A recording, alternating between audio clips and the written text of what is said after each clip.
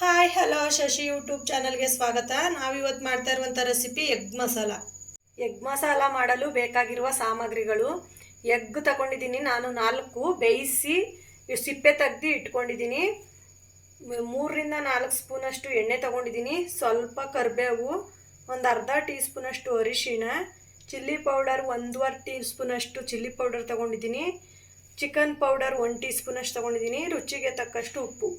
ಈಗ ಮೊಟ್ಟೆನ ನಾವು ಚಾಕುನಲ್ಲಿ ಸ್ವಲ್ಪ ಈ ಥರ ಸುತ್ತ ಮಾರ್ಕ್ ಮಾಡಬೇಕು. ನೋಡಿ, ಈ ಥರ ಮಾರ್ಕ್ ಮಾಡ್ಕೊಳ್ಳಿ.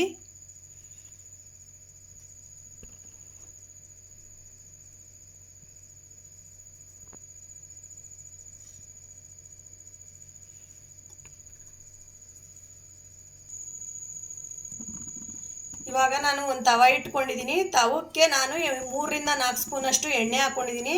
ಅದು ಸ್ವಲ್ಪ ಕಾಯಬೇಕು. ಇವಾಗ ಎಣ್ಣೆ ಕಾದಿದೆ. ಕರಿಬೇವು ಹಾಕ್ಕೊತಾ ಇದ್ದೀನಿ. ಸ್ವಲ್ಪ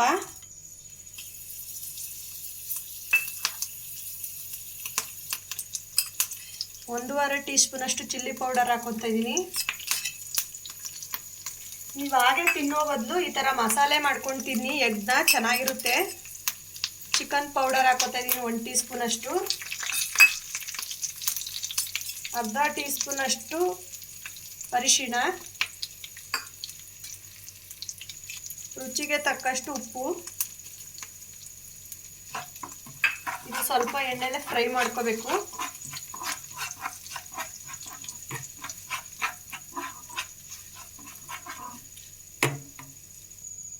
ನೋಡಿ, ಇವಾಗ ಮಸಾಲ ಜೊತೆ ಸ್ವಲ್ಪ ನೀರು ಹಾಕ್ಕೊತಾ ಇದ್ದೀನಿ.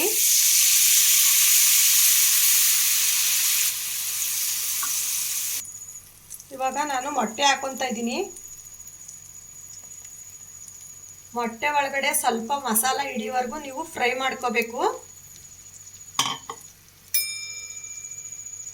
ನೋಡಿ, ಈ ಥರ ಸ್ವಲ್ಪ ಮುಚ್ಚಿಕ್ಕಿ ಇದನ್ನ ಫ್ರೈ ಮಾಡ್ಕೊಳ್ಳಿ. ನೋಡ್ಬೋದು, ನಾನು 10 ನಿಮಿಷ ಬೇಯಿಸ್ಕೊಂಡಿದ್ದೀನಿ. ಇವಾಗ ಎಗ್ ಮಸಾಲ ರೆಡಿಯಾಗಿದೆ. ಎಗ್ ಮಸಾಲ ರೆಡಿಯಾಗಿದೆ. ಹೀಗೆ ಬೇರೆ ಬೇರೆ ರೆಸಿಪಿಗಳಿಗಾಗಿ ನನ್ನ ಚಾನಲ್ನ ಸಬ್ಸ್ಕ್ರೈಬ್ ಮಾಡಿ, ನಿಮ್ಮ ಫ್ರೆಂಡ್ಸ್ಗೆ ಶೇರ್ ಮಾಡಿ, ಲೈಕ್ ಮಾಡಿ.